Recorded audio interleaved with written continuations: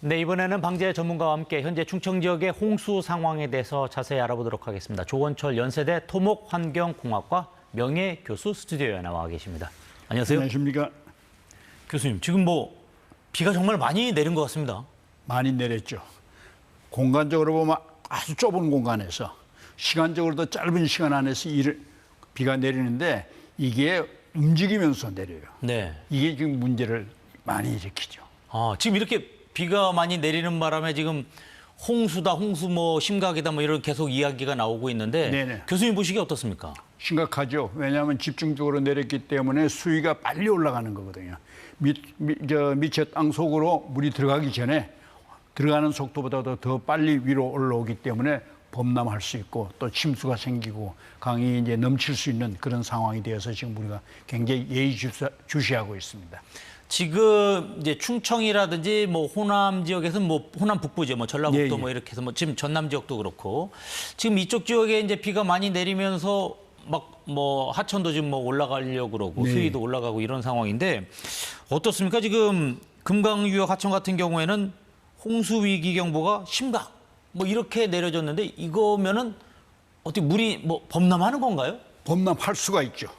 우리 이제 규정상 완전히 범람하는 게 아니고 여유고가라고 하는 것이 있기는 합니다만은 학문적으로 보면 이 정도가 되면은 범람했다고 볼 수 있을 정도로 범람하는 겁니다. 그 정도로 위험도가 크고 더욱이 우리 이제 충청남도나 이 전라북도, 전라남도 이 서해안 쪽은 서해안의 만조 해수면하고 영향을 받고 있거든요. 해수면에 영향을 받기 때문에 오늘 만조 시간이 제가 정확하게 언제인지는 모르겠습니다만은 해수면이 올라오면은 육지의 물이 빠져나가지를 못하죠. 빠져나가지 못하면 위로 올라갈 수밖에 없습니다. 즉 수위가 상승이 돼서 넘칠 수 있는 가능성이 굉장히 높아지는 겁니다. 지금 교수님 말씀은 바닷물이 들어오는 시간, 육지로 그렇죠. 들어오는 시간과 육지에서 내려가는 빗물이 내려가는 시간이 이게 만나게 되면은 올라가죠.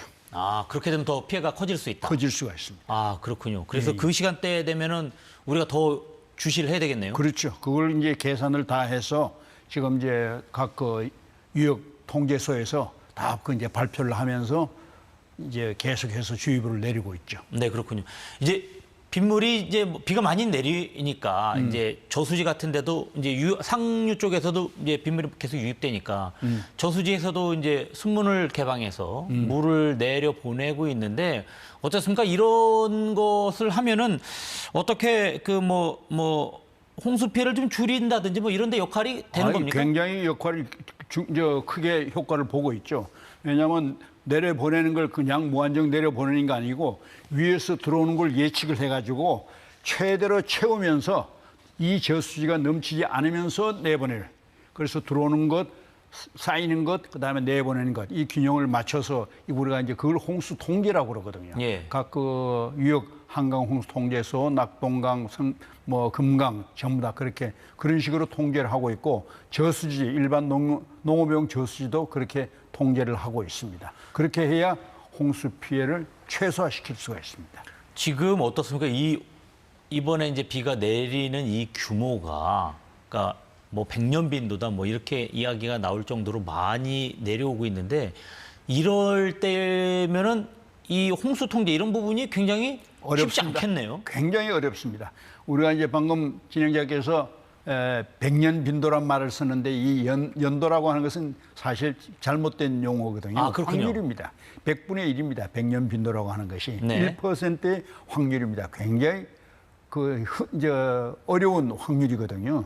그런 큰 규모의 이제 상황이 벌어지고 있기 때문에 그런데 이게 100년 빈도 일반인들이 흔히들 쓰는 표현대로 100년 빈도 1%의 확률을 가진 규모라고 하면은 통제하기가 그렇게 쉽지가 않습니다. 그렇군요. 그래도 우리 어쨌든 이 홍수 통제를 하는 당국에서는 그런 부분에 대해서도 대응하기 위해서 24시간 비상대기를 하고 대응을 하고 이럴 거 아닙니까? 비상대기하면서 또 컴퓨터를 가지고 수시로 비 오는 양, 비 위치, 그다음에 그 위치에 따라서 비가 얼마나 흘러나오느냐 하는 걸 전부 추정을 해가지고 하천으로 들어오는 양, 저수지로 들어오는 양을 다 계산을 하고 그다음에 그러면 거기에 맞춰서 안전하게 얼마를 내보내야 될 거냐 하는 걸 전부 계산을 하죠. 그래서 어려운 홍수 통제라고 하는 것은 굉장히 어렵습니다. 실시간으로 또 해야 되고 그렇게 아무리 잘해도 하류 지역은 피해가 발생할 수밖에 없는 경우가 상당히 많이 있습니다. 아, 그렇군요. 예, 예. 어쩔 수 없이 물이 쏟아져 내려오는 상황에서 또 바닷물이 들어오는 것과 만날 수 있기 때문에 뭐 그런 건가요? 그렇죠. 예. 우리 서해안은 대개 한 12시간, 한강 같으면 12시간 한 27분마다 한강에 이제 바닷물이 들어오는 거거든요. 그러면은 들어오면은 강물이 아무리 새도 바닷물을 이기질 못합니다. 네. 그렇기 때문에 강물이 위로 올라오죠. 즉 수면이 올라와서 하천이 범람할 수가 있고 그다음에 하수 관거를 가득 채워버릴 수가 있고 지천을 메꿀 수가 있고 하는 그런 상황이 벌어집니다. 지금 이번 비가 또 특히나 밤사이 내리면서 예, 예. 뭐 밤잠 못 주무시고 배수 작업하느라고 뭐 이렇게 고생하신 분들 피해를 줄이기 위해서 이런 분들도 참 많은데 어떻습니까? 지금 이런 어떤 배수 작업이 지금 또 비가 오고 있을 수 있는 또 비가 올 수도 있는 상황인데 예. 또 주의해야 될 점이 있을 것 같아요. 지속적으로 배수 작업은 할 수밖에 없고요. 네. 그다음에 제가 어제하고 오늘 또 조금 일부 현장을 이제 확인했는데 우리 그 차수판, 지수판이라고 그러죠. 도시 지역에. 네. 아직도 이런 상황에서도 설치 안 한 집들이 있더라고요. 아, 그렇습니까? 갖고 있는데도 이건 조금 생각해 봐야 할 문제입니다. 차수판이 준비가 돼 있으면은 이런 상황이면은 빨리 바깥에 도로 쪽에 창문 쪽에 설치해서 물이 안 들어오도록 하는 것이 서로 그 위에까지 차지 않았다고 하더라도 안전을 위해서는 반드시 차수판을 설치를 해서 빗물 피해를 줄이는 것이 원칙입니다. 그렇기 때문에 아직도 설치 안 하신 분들은 지금이라도 빨리 나가서 설치했으면 좋겠습니다. 네, 그렇군요. 지금 아까 말씀하셨는데 뭐 상류 쪽에서 하류로 흐르니까 하류 쪽에서는 물이 불어날 수밖에 없는 그런 예. 상황이라고 아까 교수님 말씀하셨는데 또 그런 것과 마찬가지로 뭐 저지대라든지 뭐 반지하 이런 데도 사실은 비가 많이 오면 매우 위험한 곳 아닙니까? 그렇죠. 저지대는 이제 상습 침수 지역이 많이 있고요. 저지대라고 하는 것은 상대적인 겁니다. 작년에 강남의 어떤 지역에 이제 침수 상황이 벌어졌는데 언론에 어떻게 표시되냐면 저지대라서 침수가 됐다고 보도가 나왔어요. 네. 근데 만약 거기가 서울시 전체를 본다고 하면 거기가 저지대라고 하면 서울시의 한 40%가 저지대가 돼버립니다. 아, 네. 상대적인 거예요. 예. 물이 모여가지고 빠져나가지 않은 그런 오목한 지역이 있고 낮은 지형이 있어요. 그래서 이제 그런 곳은 거기에 맞게 도시 계획하고 단지 계획을 해야 되는데 작은 물이 그런 거 고일 수 있는 것은 빨리 물을 배수시킬 수 있도록 해야 되고 특히 이제 반지하 경우는 조금 전에 제가 언급한 차수판 이미 준비되어 있는 곳이 많이 있어요. 올해 들어 우리가 우면산 붕괴 이후에 차수판이 많이 이제 보급이 됐기 때문에 네. 설치 안 된 것은 지금이라도 빨리 차수판을 설치해 줄 것을 부탁을 드립니다. 네, 그렇군요. 당시에 뭐 우면산 그때 산사태가 났을 때도 집중 후에 그냥 산이 깎여서 내려오면서 인근의 아파트에 피해를 많이 줬었는데. 예. 그렇죠. 거기 이제 남부순환도로 옆에서 아파트에 엄청난 그 흙더미가 강한 속도로, 매우 빠른 속도로 아파트를 이제 거들쳤고, 저도 네. 사실 우면산 산사태 때 제일 먼저 7시 58분쯤 해서 피해를 본 사람인데. 아, 그렇습니까? 예, 예. 바로 제가 사는 곳이 우면산 산속에 살기 때문에. 아, 그런데 그러세요? 그때 어떤 상황이 벌어냐면 산 한 중턱 조금 밑에서 흙이 터져 나와요. 아. 그래서 한 60m, 나중에 재 보니까 한 60m로 흙더미가 날아오더라고요. 근데 다행히 저희 집까지는 오지 않아서 네네. 저희는 이제 물 피해만 조금 봤습니다만은 이 산사태 무섭습니다. 아, 그렇군요. 그래서 산사태는 오늘 같은 날은 조금 한 사람이 말고 한 두세 사람이 이렇게 그룹으로 해서 산자락에 사시는 분들은 조금 한 관찰을 할 필요가 있어요.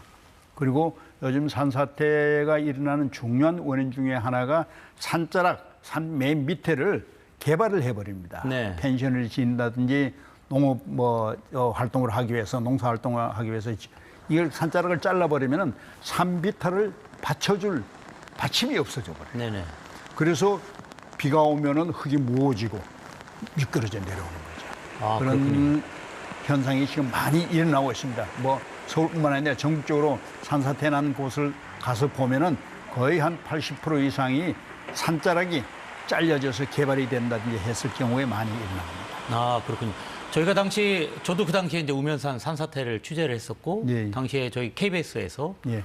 산사태가 나는 모습을 이제 단독으로 확보해가지고 국민 여러분께 보여준 적이 있었는데 어떻습니까? 지금 이렇게 앞으로도 뭐 비가 150mm 이상 뭐 내린다 뭐 이런 예보도 있고 곳에 예. 따라서 지금 이런 상황입니다. 지금 어떻게 해야 되나요? 교수님 보시기에 앞으로 어떤 부분을 좀 조심해야 될까요? 지금 이미 전국적으로 비가 내릴 만큼 조금씩 촉촉히 내리는 곳도 있고 많이 땅 속에 흙이 먹을 수 있는 물은 다 가득히 먹어 있는 상태이거든요.